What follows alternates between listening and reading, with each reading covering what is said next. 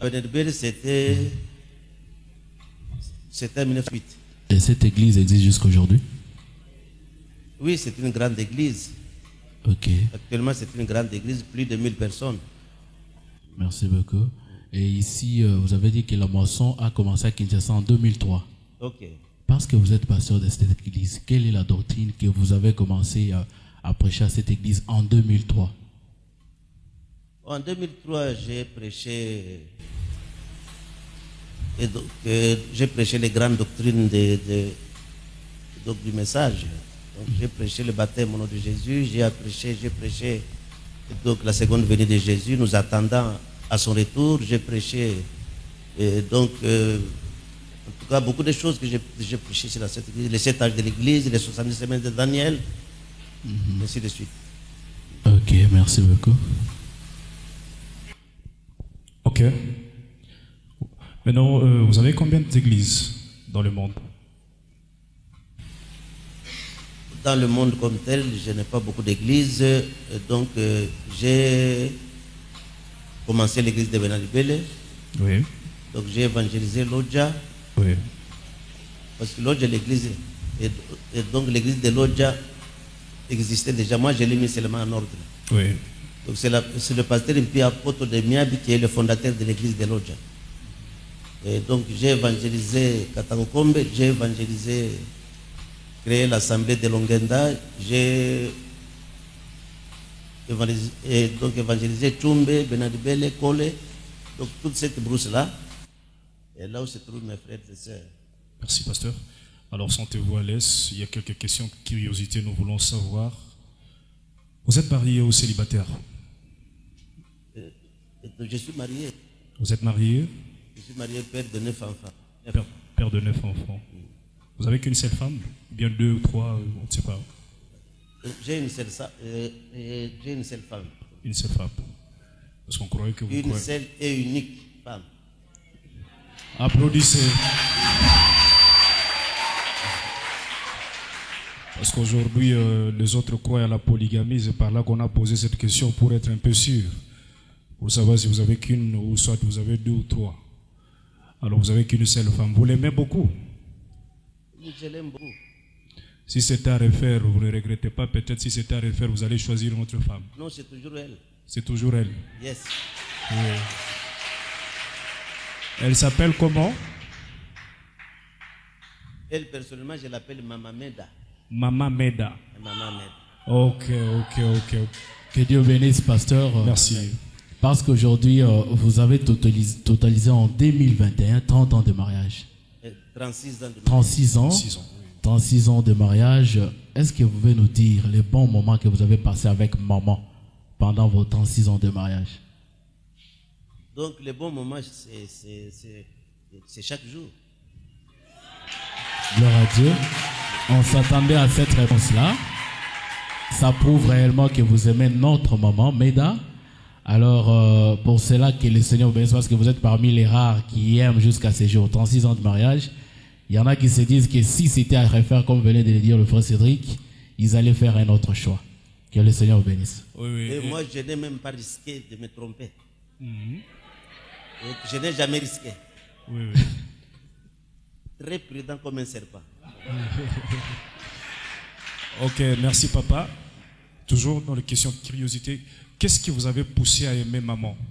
Parce qu'il y avait plusieurs femmes. Pourquoi seulement elle? Elle, c'est une dame prédestinée pour moi.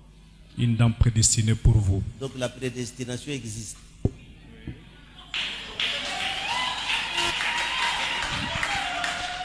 Oui. Quand j'ai terminé mes études, je suis allé faire le stage à Kindu. Et par la même occasion, je suis allé jusqu'à Kassongo. Et c'est là que j'ai trouvé cette belle femme. Mais en ce moment-là, j'étais encore païen. Hein. Quand je l'ai vue, j'étais ivre ce jour-là.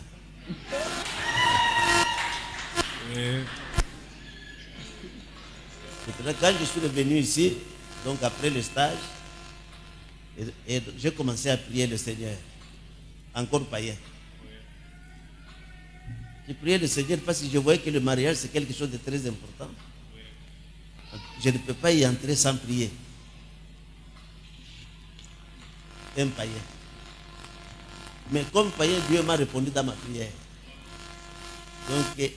Donc Dieu m'avait montré que c'est cette femme-là que j'ai épousée. Et c'est comme ça quand je suis allé maintenant à Mbujimaï, Mité à Mbujimaï, qu'elle viendra maintenant et donc elle est venue me rejoindre à Mbujimaï. Okay. C'est comme ça que nous sommes mariés et j'ai été consacré dans ce mariage là par le pasteur Moukababari Ambouji. Ok. Est-ce que vous arrive parfois d'avoir de mésententes dans votre couple? Oui. Et comment vous arrivez à surmonter cela? Donc les frictions ne manquent jamais. Hein?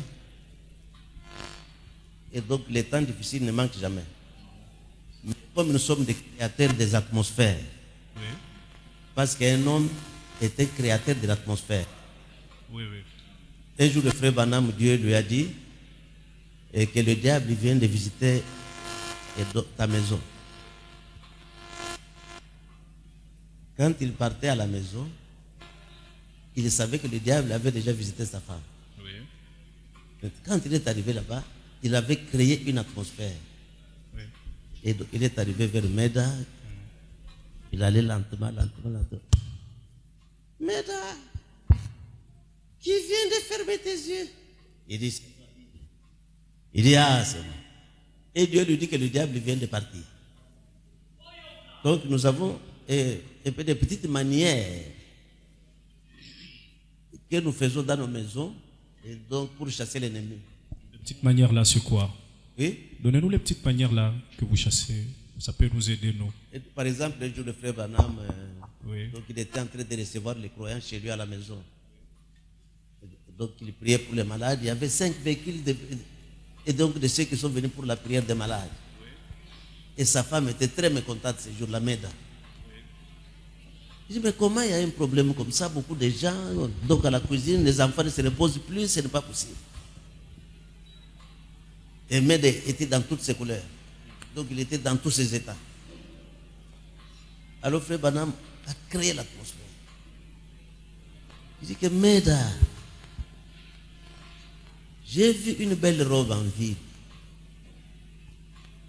Alors je voudrais te la payer si tu veux. Mais elle est de quelle couleur? Il dit, elle est comme ils sont allés à ville, ils ont payé cette robe-là. Tu vois l'atmosphère qui a été créée là-bas? Un jour, il peut arriver que ta propre femme, et quand elle se réveille, donc, tu peux voir qu'elle n'est pas, en tout cas, dans ces jours. Et elle n'est pas dans son beau jour ces jours-là. Et comme dernièrement, j'ai un fils ici, Charles, je ne sais pas s'il est là, qui avait vu ce que j'avais fait avec leur mère. Donc elle commençait à parler un peu sur quelque chose et j'ai trouvé qu'elle était vraiment en colère.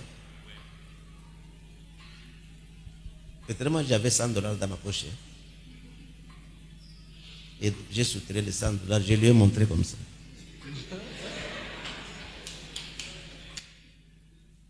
Et quand elle a regardé ça, donc elle s'est arrêtée directement.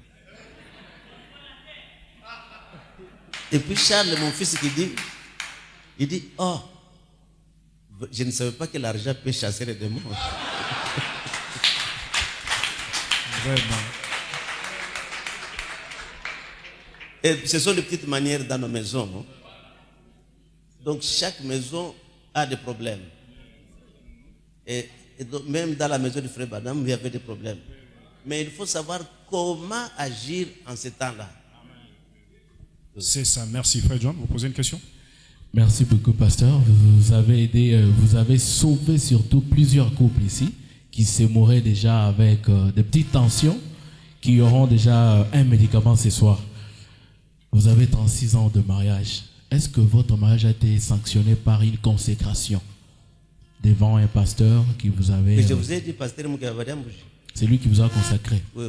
Nous sommes curieux de voir que vous n'avez pas porté votre alliance. Alors, on voulait connaître. Est-ce que vous êtes aussi de cette nouvelle vague? Non, ce n'est pas une doctrine. Et j'ai perdu ma bague. Ok, c'est ce qu'on voulait comprendre. Merci. Ok, merci. 36 ans de mariage avec Maman Meda. Quel est le secret de votre réussite jusqu'à 36 ans, Pasteur Amici? Parce qu'aujourd'hui, il y a plusieurs cas de divorce que nous enregistrons même dans le message. Alors vous êtes arrivé jusqu'à 36 ans, c'est pas facile. Le secret, c'est quoi? Donc, avant que je livre mon secret, je vais aider un peu les jeunes gens qui se marient.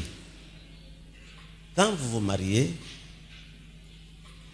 et donc la première semaine, la deuxième semaine, la troisième semaine, la quatrième semaine, ainsi de suite et tout ça, tu vois que la femme est venue avec son caractère chez elle.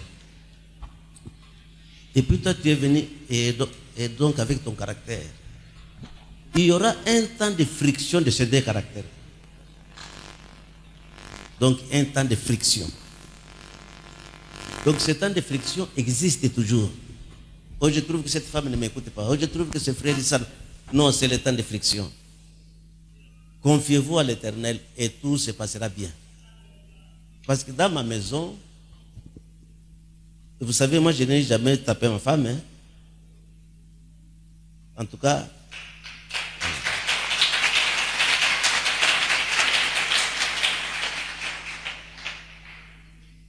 parce que le frère Bana me dit que quelqu'un qui tape sa femme n'a pas le Saint-Esprit. Et donc il y a beaucoup de gens qui doivent chercher le Saint-Esprit. On avait un problème un jour dans notre église. Ici, un frère est venu nous voir. Et donc il a accusé sa femme pour dire que moi, quand j'étais en sommeil, j'ai trouvé que ma femme et donc a placé sa main sur mon genou. Donc c'est comme ça que j'ai dit, c'est quoi ça, sorcière? Bon, alors j'ai compris seulement que c'est un frère inexpérimenté. Parce que la femme, quand elle veut faire quelque chose avec toi, et c'est entre les lits. Hein? Parce qu'il y a des mariés ici. Ah, c'est comme s'il n'y a pas beaucoup de mariés. Donc la femme, donc on l'entretient comme on entretient les voitures.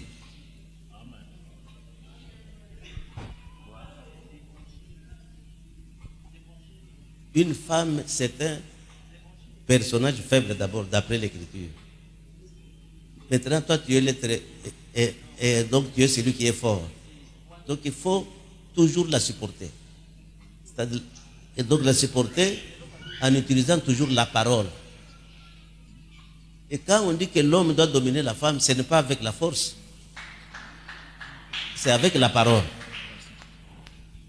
Amen, amen. Donc il faut tout le temps présenter la parole à ta femme. Tout le temps. Et elle deviendra aussi cette parole-là. Donc il y a des fois, moi je discute avec ma femme, parfois. Parce que quelqu'un qui dit qu'il ne discute jamais avec sa femme, donc c'est un menteur tout simplement. Ça ne manque pas. Mais il faut savoir comment vivre avec son épouse. Donc tu vois les petits cadeaux là. Oh, c'est très bon. Un jour je peux quitter ici, j'arrive du côté Victoire, j'achète un peu les camundres de chèvres là-bas, j'arrive à la maison, je dis, Maman Meda, oui. Allez, quoi, après quoi, et quand elle commence à manger, même si elle était en colère, vous savez, c'est d'abord. Donc il y a des manières qu'il faut agir avec la femme.